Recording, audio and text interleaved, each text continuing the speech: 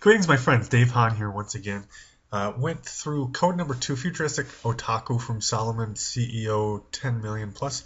Again, as one of the assignments with the TLA project, we're reviewing these codes so far. And every time you go through them, you take a whole bunch more different notes and take some different learning away from it. So excited to go through my notes once again and kind of compare what I did, my thoughts from the last time versus this current time.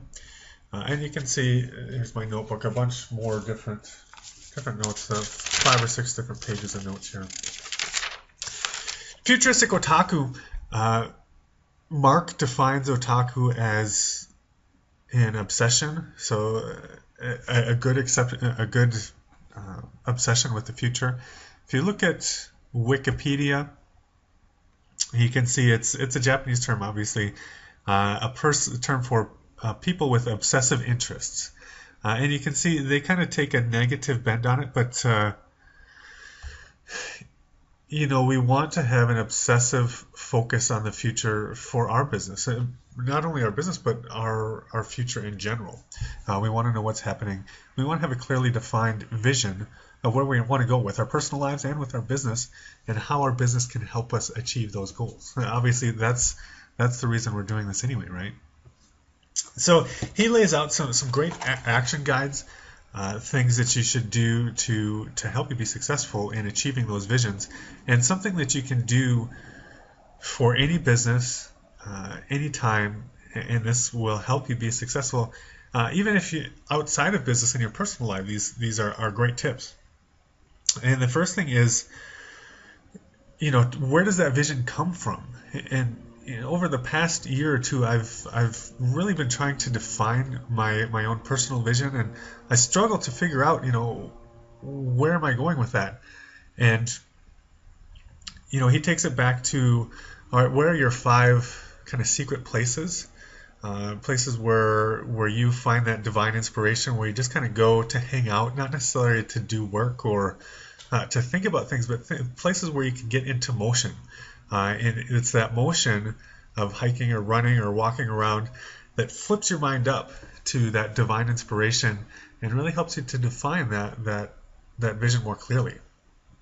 So define what are those 5 places for you, and then you want to go there and not necessarily actively think about, well, what is my vision, and start writing things down, but get into motion and just kind of tap into the surroundings and into that inspirational moment where you can come back later on and then start writing things down and figure out, where did your mind go from there.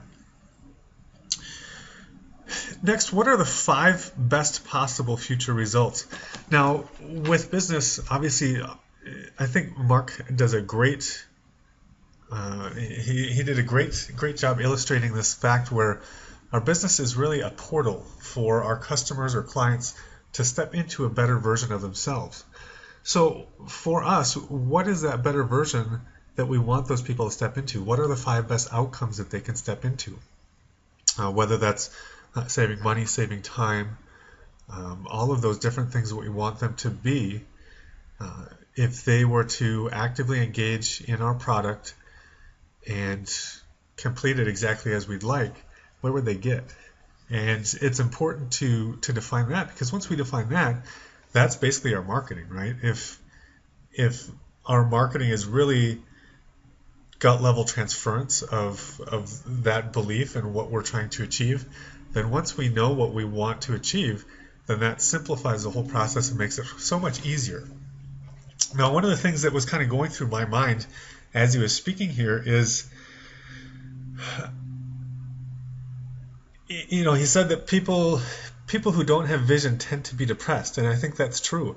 And just kind of going through my own life, I've found that when I think back, those times that I wasn't clear with where I was going, that's when I had problems, with depression and things like that. But I think that's common with our whole society. We talk about the medicated society that we live in and all the prescription antidepressants and things like that. And I'm not saying those things aren't real. Those are things that people struggle with, and that's a very real thing. But why? why has that grown so much? And look back in our not too distant past with the manufacturing economy that we had. That American dream was pretty clean and clear and defined, and you could expect to go to work for 40 years in a factory, and not that people necessarily looked forward to that, but they knew that was a steady future, and they could kind of work their way up through the classes, and they could retire, and they could have a happy home life and buy a house and all of that stuff.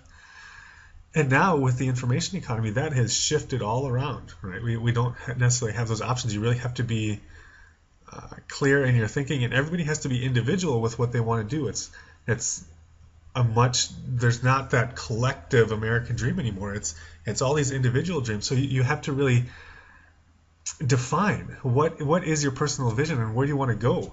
And I think ultimately that's a good thing, that everybody has a lot more freedom and choice and can take it where they want to go.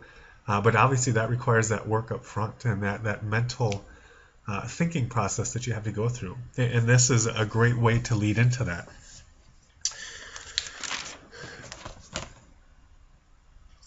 So after you have your five outcomes, then next you really want to define what are the 5 first things that you want your customers to do. Those action steps. Make it so simple, so clear that they can't help but achieve those outcomes as long as they follow the path that you lay out before them.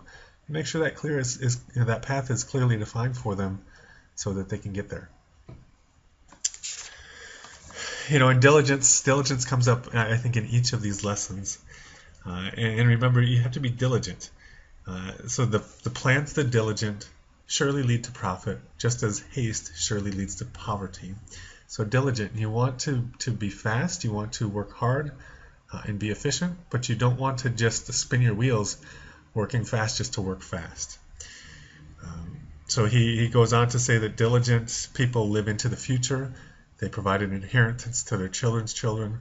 Often daily bills do not even touch their minds. Their profits and plans allow their minds to focus future contributions, donations, and companies to be created. So he kind of concludes the lesson with challenging us all to go on a walk. Imagine a total mental space that is in creation mode only, partnering with an unlimited God, having zero stress about bills, and anticipated blessing and favor that will arrive into your life. So that can be kind of a thought to go out into your secret place and start creating your vision. Make it a great day. We'll see you next time.